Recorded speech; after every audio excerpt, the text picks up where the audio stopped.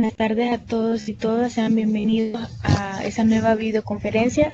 Nuevamente con ustedes en esta jornada vamos a tener similar secuencia con los temas anteriores. Vamos a estudiar otros derechos humanos consagrados en las convenciones internacionales. Este es el tema que nos han asignado a nuestro grupo de tutorías para esta tarde. Ok, las mismas indicaciones se mantienen como en las videoconferencias antiguas. Tengo mi presentación PowerPoint. Voy a irles explicando como lo he hecho en clases anteriores. Y cualquier duda que ustedes tengan me pueden interrumpir, pero por favor, cuando ustedes hablen, está bien, enciendan el micrófono, pero cuando no lo ocupen, apáguenlo porque se escucha interferencia. Si tienen alguna duda o incluso ustedes quieren agregar un comentario o quieren decir algo que a ustedes les inquiete o lo que o lo que piensan acerca del tema, pues pueden hacerlo siempre con el debido respeto, ¿verdad? Así que, bueno, comenzamos. Como les dije anteriormente, vamos a tener una secuencia. Bien, nuestro tema es otros derechos humanos consagrados en las convenciones internacionales. Como decíamos las videoconferencias pasadas, los derechos humanos son derechos inherentes a todas las personas. Cuando nos referimos a la partícula inherente, nos referimos que le pertenece a cualquier persona independientemente de su condición, raza, sexo, credo o color. Y asimismo definen las relaciones entre los individuos y las estructuras de poder, especialmente el Estado. Es decir, estos humanos definen la relación entre los individuos y las estructuras de poder. Es decir, entre derechos humanos sean positivizados y constitucionalizados por cada ordenamiento jurídico de los países, así va a ser la relación que existe entre el Estado y los habitantes. También delimitan el poder del Estado y al mismo tiempo exigen que el Estado adopte medidas positivas. Como les decía en la semana pasada, cuando me refiero a positivo, se refiere a que deben de estar legalizados en los distintos ordenamientos jurídicos. Es decir, deben de estar no solo, por ejemplo, digamos, en otros países como europeos existen leyes a favor del maltrato, en contra del maltrato animal. Entonces nosotros podemos decir, sí, en otros países, pero mientras que nuestro ordenamiento jurídico no acople ese tipo de normativas, no las tenemos. Entonces es lo mismo con los derechos humanos. Esto exige que el Estado adopte políticas que garanticen condiciones todas las personas puedan disfrutar de sus derechos humanos. Es muy importante saber que cuando el Estado, a través de una ley, tutela derechos humanos, se encuentra en una posición de que debe crear las posibilidades para que esos derechos humanos se cumplan. Es decir, sin nuestra Constitución de la República, que aparece en los primeros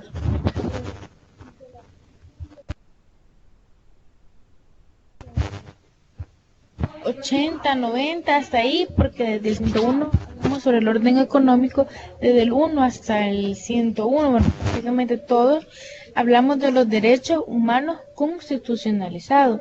Es decir, que, que, que cuando el Estado habla de que el ser humano es la actividad principal y es el fin último del Estado, significa que el Estado debe de propiciar los medios para que el ser humano se desarrolle. Por ejemplo, debe de poner escuelas públicas, hospitales, para que todos tengamos acceso a salud, para que todos tengamos acceso a educación, para que todos tengamos acceso a la seguridad pública. El Estado se obliga a cumplir con estas exigencias.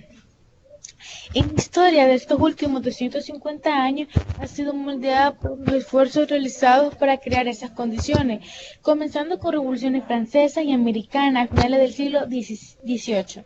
La idea de los derechos humanos ha inspirado a más de un movimiento revolucionario encaminado a dar poder efectivo a los ciudadanos y control sobre los que ostentan el poder, en particular los gobiernos. Bien, en esta lámina vemos que los derechos humanos son la suma de derechos individuales y colectivos establecidos en constituciones nacionales y en el derecho internacional.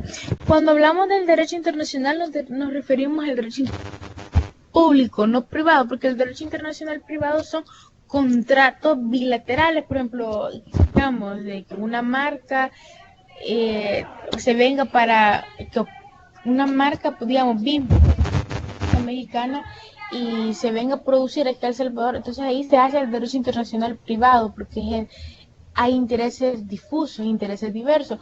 Pero cuando hablamos del derecho internacional, en esta lámina de los derechos humanos nos referimos al derecho internacional público, a las diferentes entidades a nivel mundial que existen o que surgen en pro de velar por estos derechos. Por ejemplo, la OIT, que es la Organización Internacional del Trabajo, que tutela los derechos laborales, horas laborales,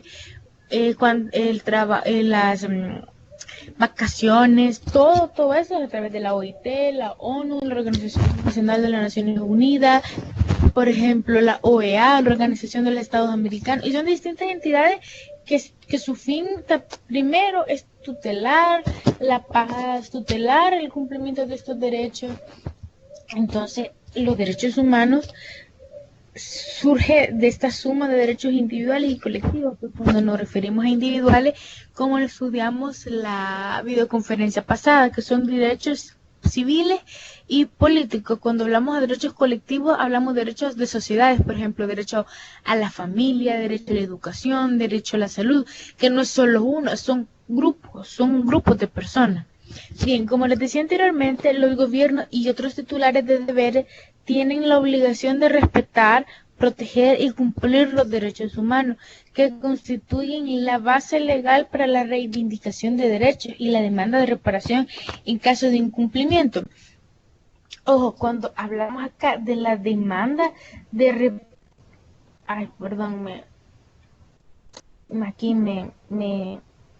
bueno, no puedo no puedo no puedo subrayar, pero bien, cuando hablamos en esta parte acá, donde dice la demanda de reparación en caso de incumplimiento, estamos, esto nos dice, esto es muy importante, que el Estado puede resarcir de los daños que a veces uno recibe. Por ejemplo, no sé si ustedes han visto por ejemplo, casos donde hay personas que se van a los hospitales, por ejemplo, y el típico que realmente es un chiste, pero es muy un chiste negro, como dicen, porque es doloroso cuando uno va al hospital, que lo operen, digamos, el colon y le quitan el hígado, le quitan la vesícula. Entonces, cuando uno sufre un daño directo de una organización del Estado, esta persona se encuentra en su derecho de ejercer acción, de ejercer acción para resarcir los daños y perjuicios que éste ha recibido de él. Inclusive han habido muchos casos donde han habido condenas de 10, 15 años a personas que son totalmente inocentes, y como ellos han sido agraviados, pues ellos se han encontrado en su derecho de demandar a las distintas instituciones, pero creo que eso no es el punto y que nos vamos a desviar. Bueno, sí, en realidad la posibilidad de demandar y exigir reparación es lo que distingue de los derechos humanos de los preceptos propios de los sistemas de valores éticos y religiosos, lo que les comentaba hace unos segundos. Desde un punto de vista jurídico, los derechos humanos pueden definirse como la suma de derechos individuales y colectivos, reconocidos por estados soberanos y consagrados en su legislación nacional y normas internacionales de derechos humanos. Esto es muy importante porque, ejemplo, cuando por ejemplo, bueno, no sé si alguno de ustedes ha escuchado sobre la ley penal juvenil, sobre la LEPINA, todas estas leyes especiales que tutelan derechos para adolescentes, para niños, generalmente, ojo ahí, casi siempre son leyes que provienen de otros países, que provienen de otros organismos que tutelan derechos en pro adolescentes, en pro niños y en pro niñas. Entonces, estos derechos son internacionales, pero al que los gobiernos para sus estados se vuelven leyes nacionales. Y ahí es muy importante porque ahí se mira cómo el derecho internacional se vuelve derecho nacional. Y así también con la mayoría de derechos humanos y la mayoría y de leyes especiales que tenemos hoy en día, como la Lepina, como la ley especial para una vida libre de violencia contra la mujer. Son leyes internacionales que han venido y se positivizan. Los derechos humanos son múltiples. Los derechos humanos atañen a todos los aspectos de la vida. Su ejercicio permite a hombres y mujeres conformar y determinar su propia vida en condiciones de libertad, igualdad y respeto a la dignidad humana. Los derechos humanos comprenden no solo derechos civiles, políticos, económicos, sociales y culturales, sino también derechos colectivos de los pueblos. Es lo que les mencionaba la semana pasada. También se encuentran los famosos derechos de tercera generación que aparecen según la evolución del tiempo. Por ejemplo, son derechos a un medio ambiente sostenible, es el derecho a la paz de los pueblos, es el derecho a proteger la capa de ozono, derecho a proteger el medio ambiente. Entonces son derechos que aparecen conforme el tiempo. En la esfera de los derechos civiles y políticos me atreví aquí a hacerles a ustedes una lista. Por ejemplo, el derecho a la vida, que excelentemente es un derecho civil, pero es un derecho individual. El derecho a no sufrir torturas, ni tratos o penas crueles, inhumanos o degradantes. Es decir, todo esto se encuentra en nuestra Constitución de la República. Si lo leen detenidamente desde el artículo 1 hasta el artículo 31, hablamos sobre los derechos individuales, civiles y políticos. Desde el artículo 32 en adelante de nuestra Constitución de la República, comenzamos con el apartado de derechos sociales, que se comprende el derecho a la salud, educación, comprende el derecho al trabajo. Esta es una lista de los civiles y políticos, que son derechos de primera generación. El derecho a no ser sometido a la esclavitud, servidumbre o trabajo forzoso. El derecho a la libertad y a la seguridad de la persona. El derecho de las personas detenidas a ser tratados humanamente. Esto es muy importante, ¿saben? Y ese es un derecho humano, creo que el más violado de todo, porque, ¿saben? Cuando las personas las detienen, lo que menos a los oficiales y a las personas, lo menos que les importa es los derechos de estas personas. Entonces, ojo, el artículo 11 de la Constitución de la República dice que toda persona es inocente, es el famoso principio de inocencia.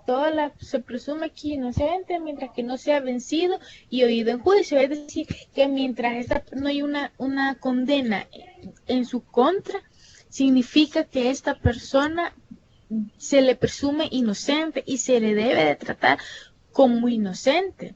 Claro, lastimosamente no es así en la actualidad.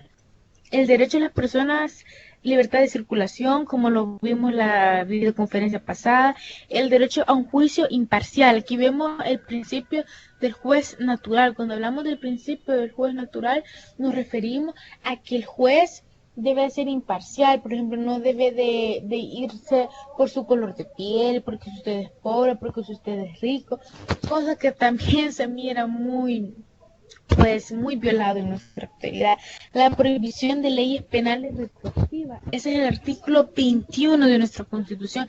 Es el principio de la prohibición a la retroactividad. Cuando hablamos de retroactividad, creo que no sé si me lo entenderían o no sé si los puedo confundir. Retroactividad significa que las leyes tengan efectos en el pasado. Esto es prohibido solo en caso, la misma Constitución dice que solo en caso en que se favorezca al imputado y en favor del orden público. Por ejemplo, que digamos que va a haber una ley donde se le va a condonar es perdonar los impuestos a toda la población. O sea, eso es de orden público, que favorezca a la mayoría de personas. Son prohibidas las leyes penales retroactivas. Por ejemplo, retroactivo significa que haga efectos en el pasado, presente y futuro. Las leyes solo generalmente tienen efectos del presente hacia el futuro, nunca hacia el pasado. El derecho al reconocimiento de la persona jurídica. Cuando hablamos de persona jurídica nos referimos a la capacidad de ejercer traer obligaciones. Eso la personalidad jurídica la reciben empresas, que son entes ficticios. El derecho a la vida privada. Por cuestión de tiempo, yo esto lo voy a pasar. Eso ya lo vimos perfectamente en la clase anterior. Solo lo voy a mencionar rápido. El derecho al honor, la libertad de pensamiento, conciencia, de religión, la libertad de opinión, la prohibición de propaganda en favor de la guerra y de la apología del odio nacional, racial o religioso, la libertad de reunión, la libertad de asociación. Estos dos derechos se encuentran regulados en nuestro artículo 7 de la Constitución. El derecho contra el matrimonio y formar una familia, o sea, es decir, usted puede casarse, usted puede formar una familia siempre y cuando sea mayor de edad y cumpla con los requisitos que la ley exija. El derecho a participar en la dirección de asuntos públicos, a votar y tener acceso a los servicios públicos. Son los derechos políticos que estudiamos en la videoconferencia anterior. En la esfera de derechos económicos, sociales y culturales, el derecho al trabajar, el derecho a condiciones de trabajo equitativas y satisfactorias, el derecho a fundar sindicatos, afiliarse a ellos, el derecho de las... Ojo, esto de los sindicatos es nuestra expresión.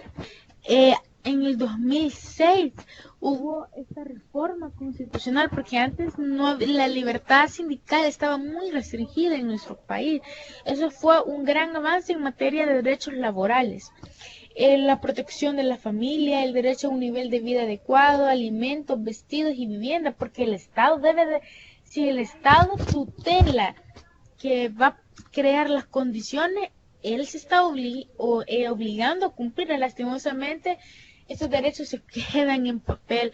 Es muy difícil ver que un Estado se preocupe por cumplir todo esto, ese mínimo vital que no sé, creo que la mayoría en la escuela leemos el mínimo vital de Alberto Masferrer. Es un libro totalmente corto, pero muy sabio el contenido de ese libro y les invito a que lo lean si no lo han leído. Derecho a la salud y el derecho a la educación. En la esfera de derecho colectivo hablamos de derecho a los pueblos, por ejemplo, la libre determinación. Libre determinación nos referimos a, por ejemplo, a la cultura, a la libertad de manifestarse como usted quiere, al desarrollo, al uso de su riqueza y recursos naturales, al derecho a la paz, a un medio ambiente saludable. Esto es en la esfera de derechos colectivos. Seguimos con otros derechos colectivos que han aparecido en el tiempo, que son relativamente nuevos. Son derechos de minorías nacionales, etnias, religiosas y lingüísticas, derechos a los pueblos indígenas, como les dije anteriormente, realmente se dice derecho a los pueblos originarios, porque son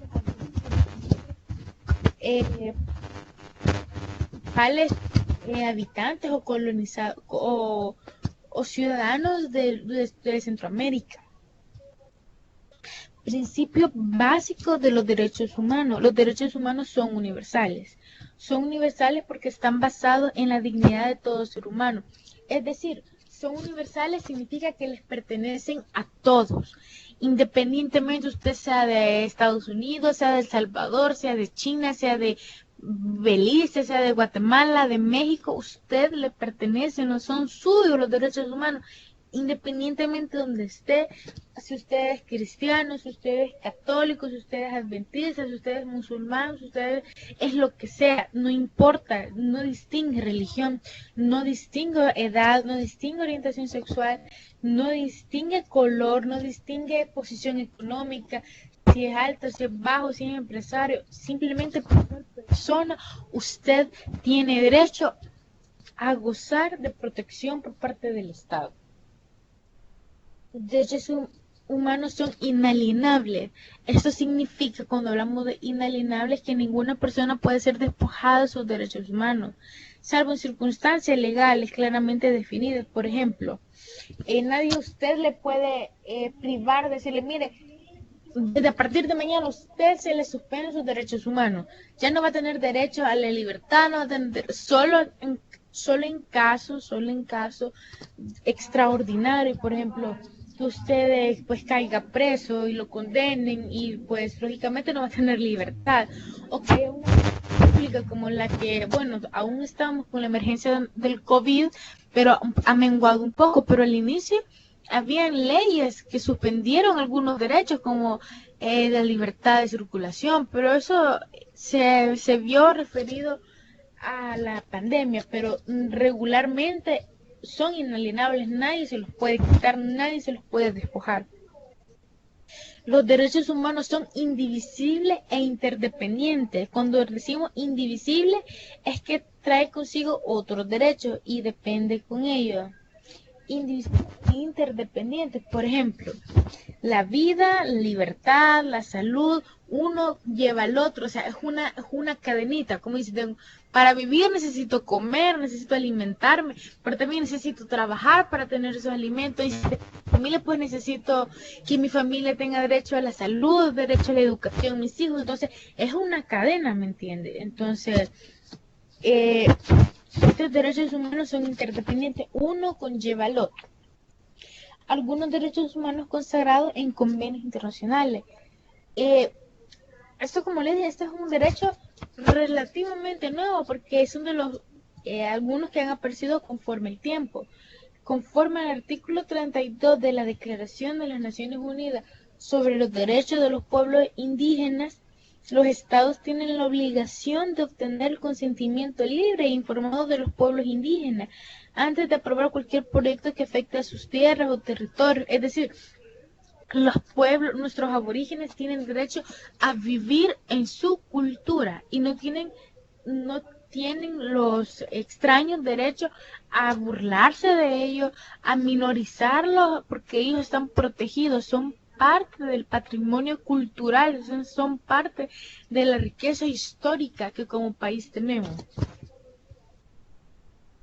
Derecho a las personas con discapacidades es otro derecho que ha aparecido en otras convenciones internacionales. El derecho a la víctima a la reparación tras una violación que manifiesta de los derechos humanos. Este último es bien interesante porque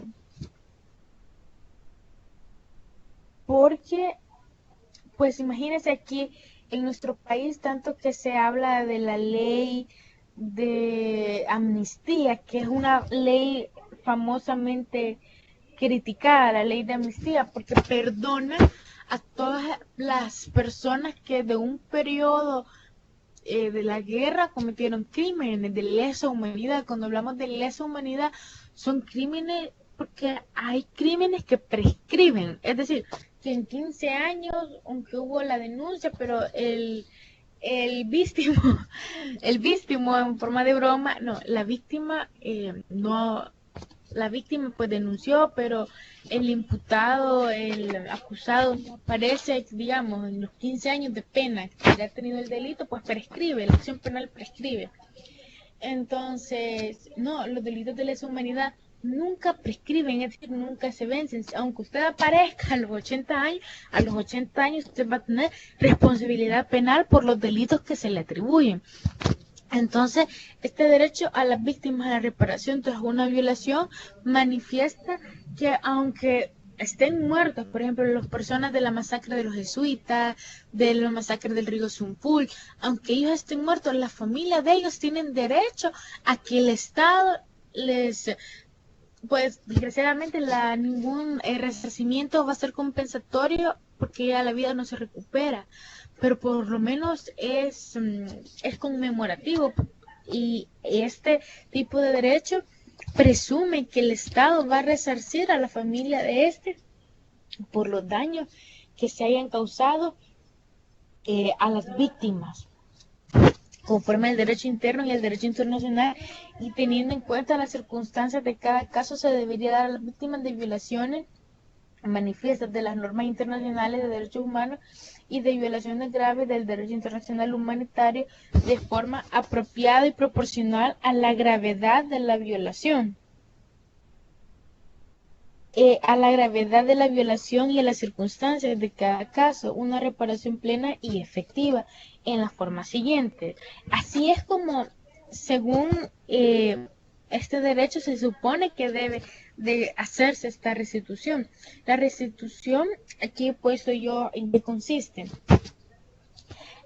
se entraña cuando se ha apropiado y deseado restaurar la situación en la que se encontraba la víctima antes de que se produjera la violación de derechos humanos en que se trate.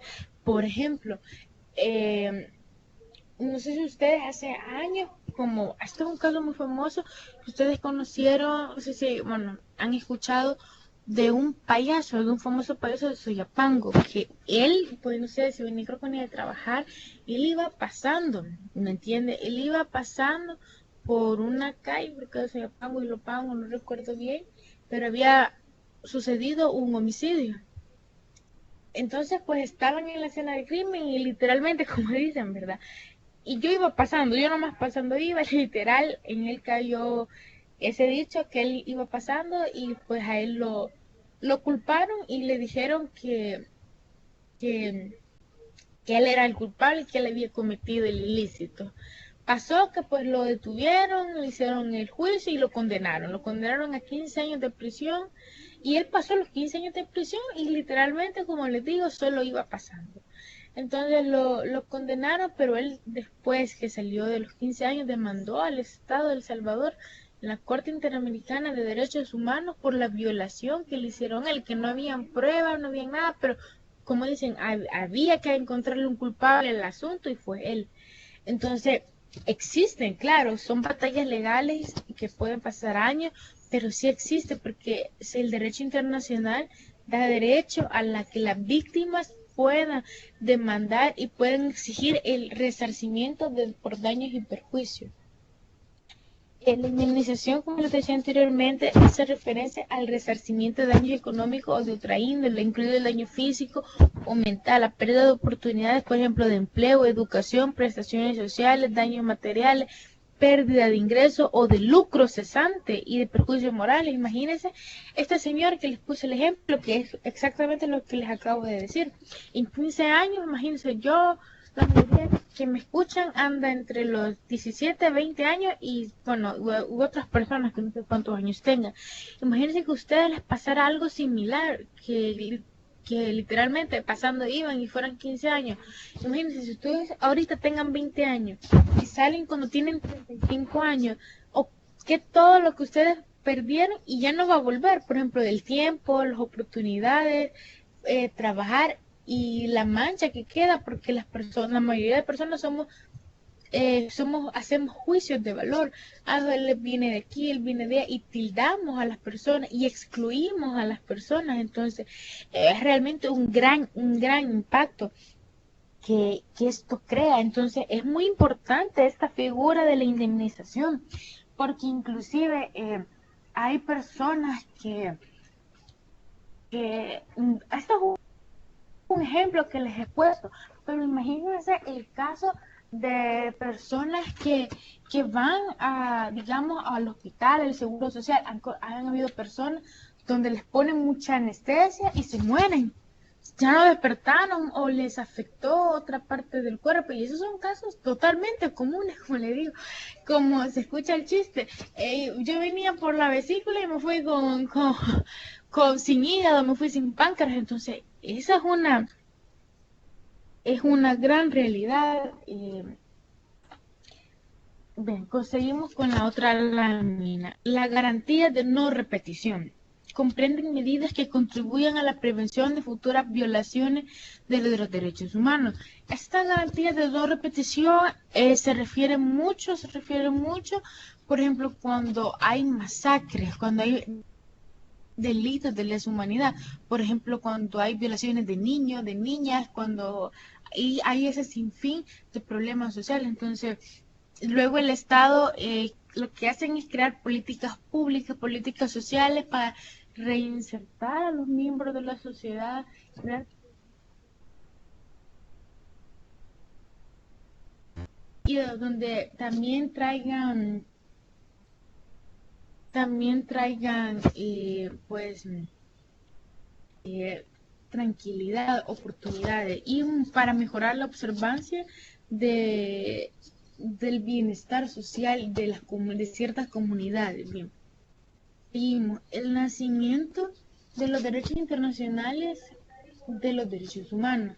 La legislación internacional en materia de derechos humanos surgió tras la Segunda Guerra Mundial. Es una pregunta que me hicieron la semana pasada. ¿Desde cuándo tenemos derechos humanos? Los derechos humanos surgen después de la conmoción de la Segunda Guerra Mundial.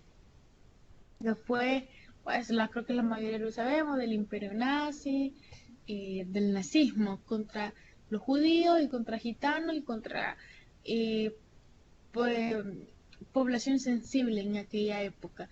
Entonces, en 1948 se crea la Organización Nacional de las Naciones Unidas y esta organización se tuteló la Carta de los Derechos Humanos, como se le conoce. Entonces, con la creación de la ONU y la adopción y ratificación de los tratados fundamentales de derechos humanos, no obstante, anteriormente varios precursores sentaron bases del marco jurídico internacional en materia de derechos humanos, tal como ha quedado establecido hoy en día.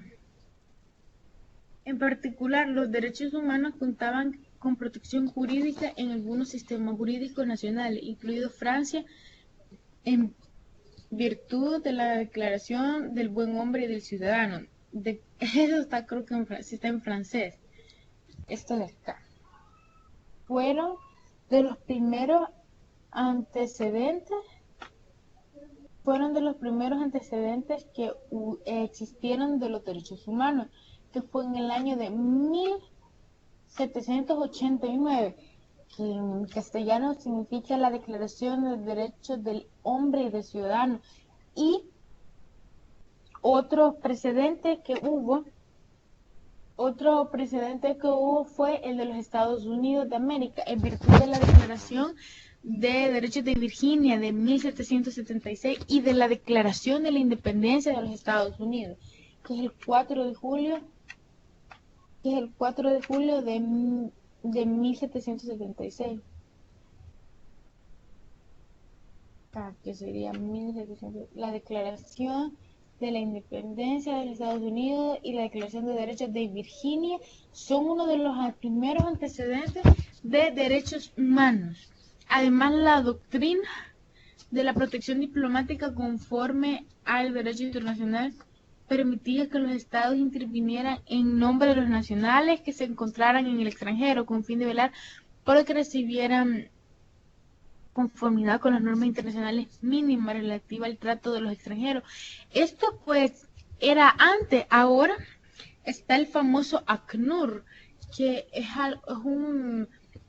es parte de un programa especial de los derechos humanos, pero para refugiados. El ACNUR, por ejemplo, se escucha mucho de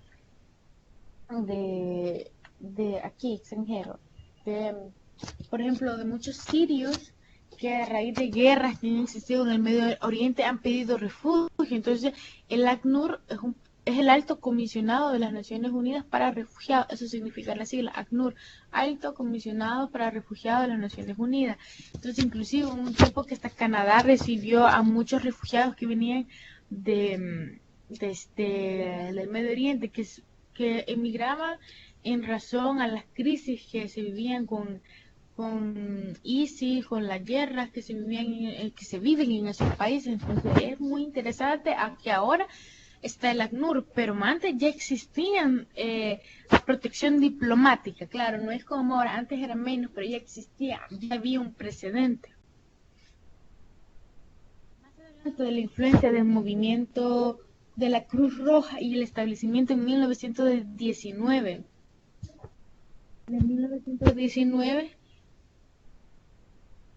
de la Organización Internacional del Trabajo, la OIT. Esto es muy particular, ¿sabe? Porque la OIT es del año de 1919, mucho antes que la ONU, pero la OIT creo que es de las organizaciones más antiguas que aún siguen vigentes, que no se ha fusionado con otras y que tienen un arduo trabajo con los derechos laborales. La OIT, como les dije, que es la Organización Internacional del Trabajo. Aquí está. Llevaron a conclusión establecer respectivamente convenios de Ginebra y los primeros convenios internacionales diseñados para proteger a los trabajadores industriales de la explotación y mejorar sus condiciones de trabajo. Finalmente, los tratados sobre minorías Tratado sobre minorías, que es lo que les decía al inicio, que son uno de los derechos internacionales más nuevos porque son de los últimos que han aparecido conforme la evolución de las sociedades. Concluimos que la Primera Guerra Mundial tenía por objeto proteger los derechos de las minorías étnicas y lingüísticas, por lo que en ocasiones se consideraron precursores de los modernos instrumentos internacionales de los derechos humanos. Además, la Convención sobre la Esclavitud, adoptada en 1926, en fechas importantes, Convención sobre la esclavitud adoptada en 1926 y la Convención Suplementaria sobre la abolición de la esclavitud adoptada en 1956. Asimismo como les digo, son precedentes para vencer la esclavitud, porque antes es muy conocido que antes las personas eran como cosas, se vendían por, digamos, 5 o 10 dólares, hace más de un siglo y medio, así operaban muchas personas. Lastimosamente, había mucho maltrato de las personas, mucha esclavitud, más que todo se miraba por parte de los negros que eran ocupados para el esclavismo. En sentido estricto, no obstante, esos tratados no establecían garantías individuales en materia de derechos humanos, sino obligaciones de los estados. Garantías individuales como los derechos humanos, pero sí obligaban al Estado a que no existiera esclavitud en los estados partes, porque no en todas las organizaciones de derechos humanos están todos los países del mundo. Hay estados partes y hay otros que no son partes, porque pues siempre se miran que hay estados con sistemas políticos muy rígidos, entonces no son parte. Tratados internacionales básicos en materia de derechos humanos. La Carta Internacional de Derechos Humanos ha ido complementándose con varios instrumentos vinculantes más específicos que incluyen tanto normas sustantivas de derechos humanos como disposiciones de aplicaciones para procedimientos. Ojo, cuando digo normas sustantivas,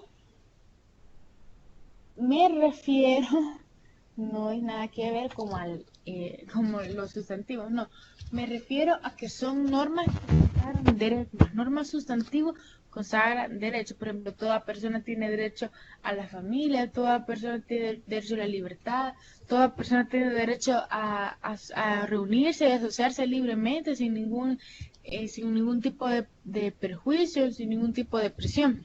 Esas son normas sustantivas, son normas declarativas, donde consagran derechos, donde regulan pero distintas leyes, por ejemplo el Código Civil, Código de Familia, Constitución de la República, son normas sustantivas. Pero cuando hablamos de que si hay normas sustantivas, también deben de haber normas procedimentales donde se establece en la redundancia, el procedimiento para llevar a cabo cuando existen violaciones a tales derechos. Por ejemplo, nosotros tenemos nuestra Constitución de la República y también tenemos una ley de procedimientos constitucionales donde se mira el amparo, la habeas corpus, el recurso de inconstitucionalidad, que son mecanismos de protección a los derechos violados constitucionales, o sea, lleva una ley procedimental. Estos son algunos de los instrumentos de los derechos humanos que están establecidos en estos tratados, y yo se los voy a poner acá. Por ejemplo, el Pacto Internacional de Derechos Civiles y Políticos, adoptado en 1966 y entró en vigor en 1976. Protocolo facultativo que la prohibición de las penas de muerte, eso significa la prohibición a las penas de muerte. El Pacto Internacional de Derechos Humanos y Sociales, el DESC. Protocolo facultativo, que es de Pacto Internacional de Derechos Económicos, Sociales y Culturales. Convención Internacional sobre la Eliminación de todas formas de discriminación racial. Convención sobre la eliminación de todas formas de Aquí está una larga lista de distintos ordenamientos jurídicos internacionales donde protege derechos humanos. Eh, yo me voy a quedar acá y voy a dar pues aproximadamente 15 minutos para si alguien quiere comentar, si alguien quiere opinar algo, si quieren agregar algo o si quieren preguntarme algo, están en toda la libertad de hacerlo y tenemos exactamente 17 minutos o 16 minutos, así que estamos bien. Los escucho.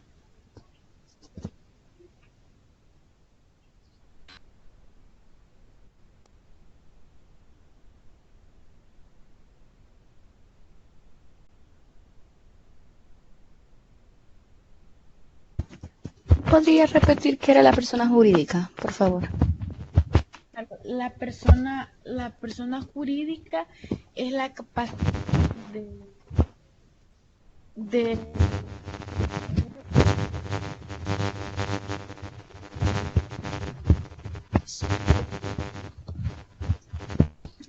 son todas los entes, por ejemplo, las empresas, las industrias, esas son personas jurídicas las que tienen esa capacidad para contraer obligaciones y ejercer derechos. Por ejemplo, vemos Super Selecto.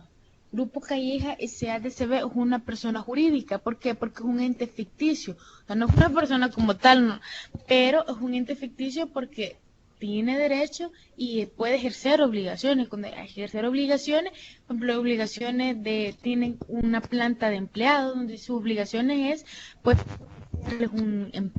propiciarle su salario, sus derechos laborales, pero también tienen derechos.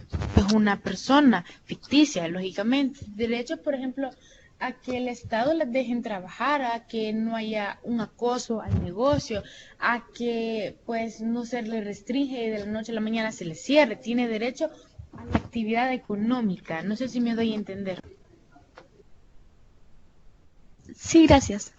Bueno, de nada.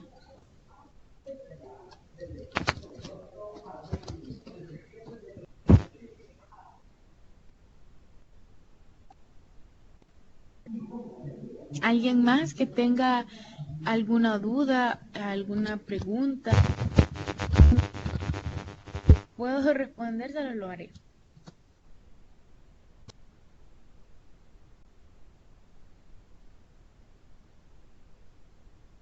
¿No hay alguna pregunta o alguna duda?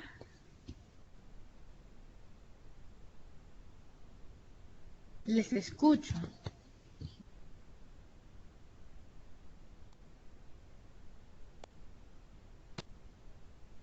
¿Todo les ha quedado claro? ¿Todo está claro? Compañeros, ¿tienen algún comentario que quisieran hacer?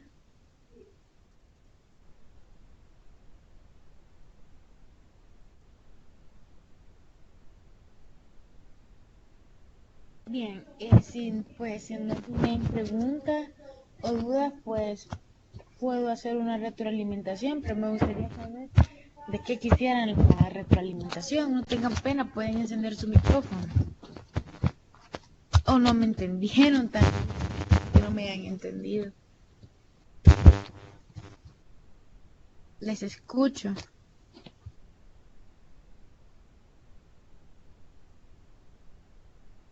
¿Todo claro por parte de ustedes o tienen o algún comentario?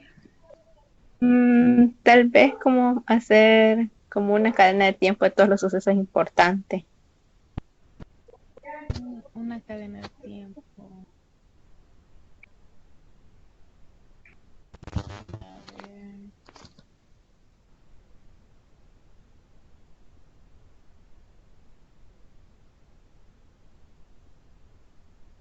Bueno, en el año de 1919,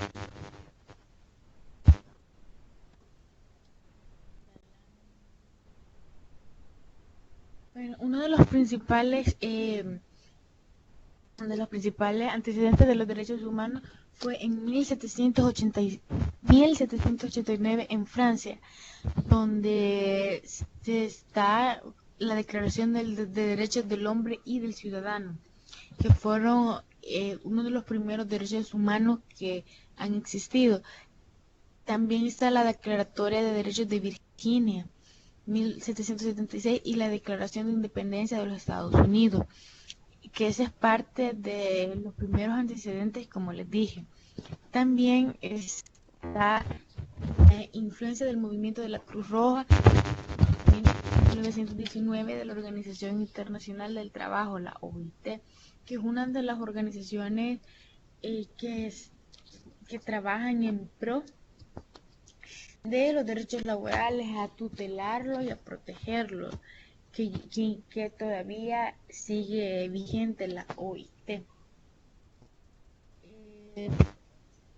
Y la Convención sobre la Esclavitud, adoptada en 1926, esto es en orden de tiempo, y la Convención Suplementaria para la Abolición de la Esclavitud, adoptada en 1956.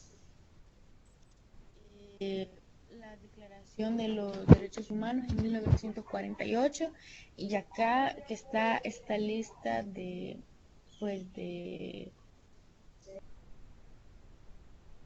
derechos derechos humanos, pero que no están comprendidos en la Carta Internacional de Derechos Humanos, sino que en otros pactos internacionales, pero que también contemplan derechos humanos. Acá está en esta y esta.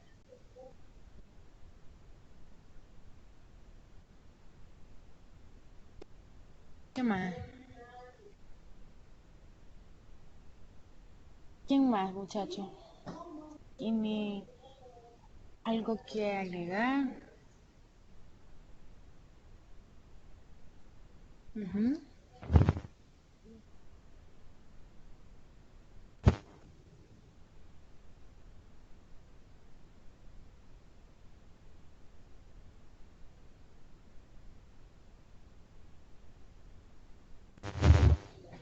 Bueno, si no, pues yo voy a dar aquí unos pequeña retroalimentación de los derechos humanos. Bien, como les decía anteriormente, los derechos humanos son inherentes a todas las personas. Definen la relación entre los individuos y las estructuras de poder, especialmente el Estado. Esto cuando yo les hablaba a ustedes que, que el Estado al positivizarlo, o sea, al hacerlos parte del ordenamiento jurídico interno, también se exigía a prestar o a cumplir con las condiciones para que las personas vivan de esa forma. Por ejemplo, ya que existe el derecho, tiene que haber una universidad pública, relativamente pública, porque bueno, ahora es totalmente gratis, pero hace un par de años, porque existe un decreto transitorio legislativo que aprueba que va a ser totalmente gratis la educación para quienes ingresan, para quienes provienen de instituciones públicas. Es un decreto transitorio, puede que tenga que haya una caducidad, pero antes, hace como unos 2 años, parece que está este decreto, pero antes se pagaban 4.70 para quienes proveníamos de educación pública, por ejemplo, de institutos, de escuelas. Esto es simbólico, ¿me entiendes? Porque una universidad privada paga más, las personas que vienen de instituciones públicas pagan 80, 90, 100 dólares, ¿me entiendes? Entonces, vemos un alto costo a la educación. También cuando al referirse a la Constitución que tenemos derecho a la salud, entonces esta debe de crear las condiciones, por ejemplo, crear clínicas, una red hospitalaria, por ejemplo, creo que en los 14 departamentos tiene que haber un hospital, aunque sea un hospital por departamento, clínicas en los distintos municipios, para que estén más al alcance de la población. Por ejemplo, como les dije anteriormente, ya que desde el artículo 1 al 31 de la Constitución estamos hablando o estamos frente a derechos individuales, civiles y políticos. Entonces el Estado debe de propiciarlo, debe de crear el escenario para que esos derechos se cumplan. Por ejemplo, hablamos también de derechos laborales. No es que el Estado va a crear una fuente, una planta y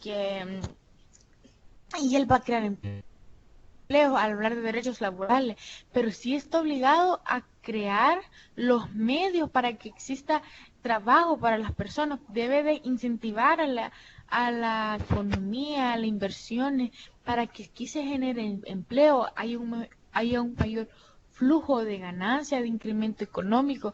Entonces, cuando el artículo 101 y en adelante habla sobre el orden económico, sobre los derechos económicos, y da derecho y garantiza al cumplimiento de derechos económicos de la actividad financiera, porque el Estado debe cuidar la actividad financiera, porque es lo que produce, ¿me entiendes?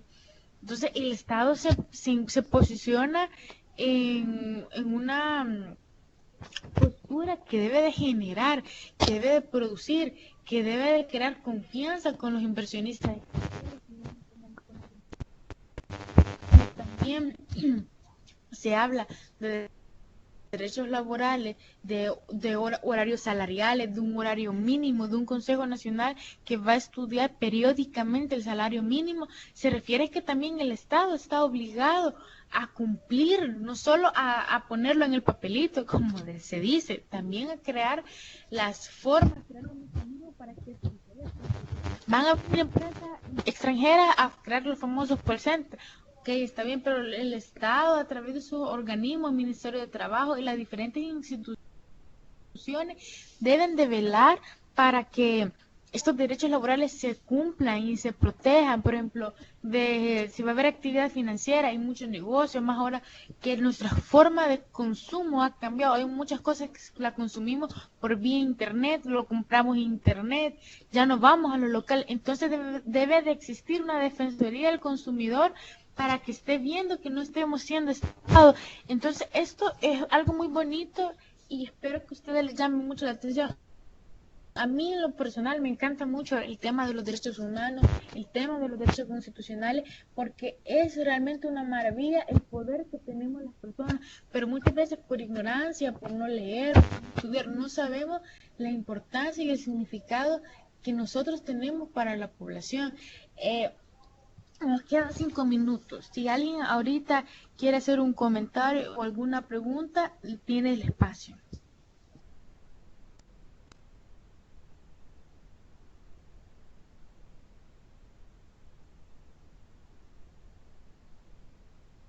Nadie quiere. Ah, tengo mensaje, me parece.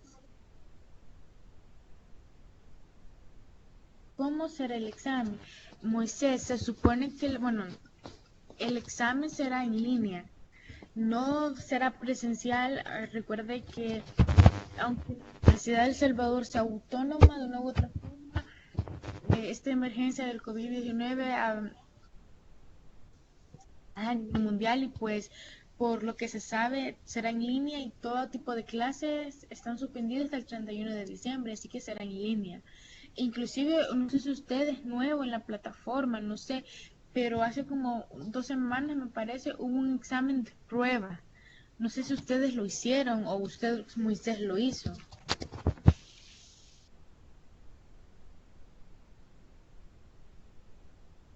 Bueno, Moisés, ¿alguien más tiene alguna duda? Pueden encender su micrófono.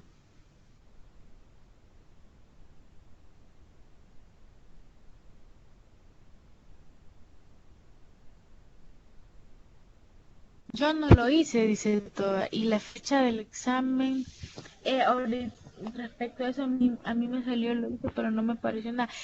No, es que lógicamente una nota como, eh,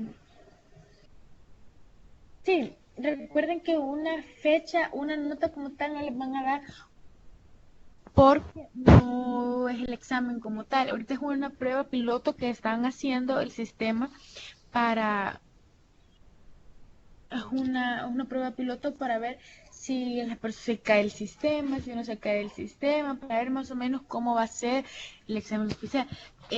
Claro, Tobar, El examen de admisión, pues bueno, a esta plataforma lo enviarán. El sistema seguido tiene... Sí, definitivamente que el sistema seguido tiene problemas. Sí, lastimosamente esta plataforma da mucha falla y por eso mismo y que hacen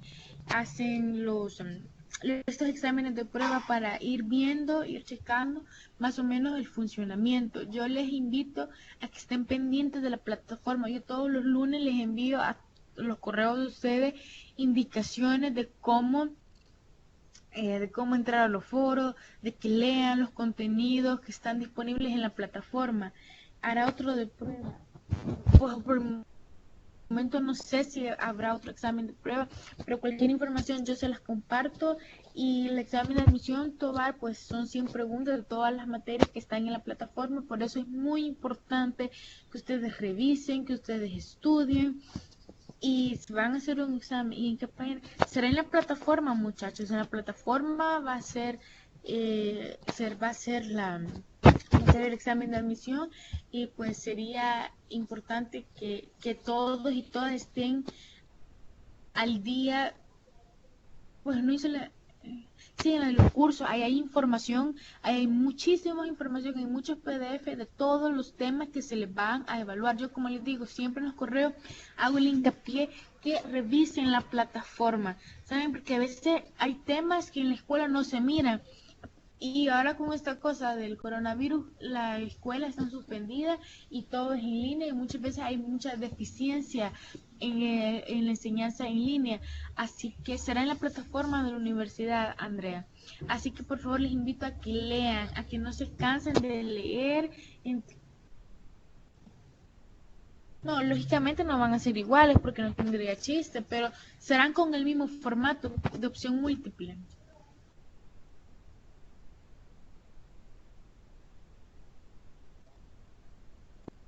Sí, Gabriela, no sé si usted ha visto no sé si ustedes, pues, lógicamente no hay clases, no, todas las actividades académicas están suspendidas hasta el 31 de diciembre, será en línea, así que, como les digo, les invito a que, pues, estén pendientes.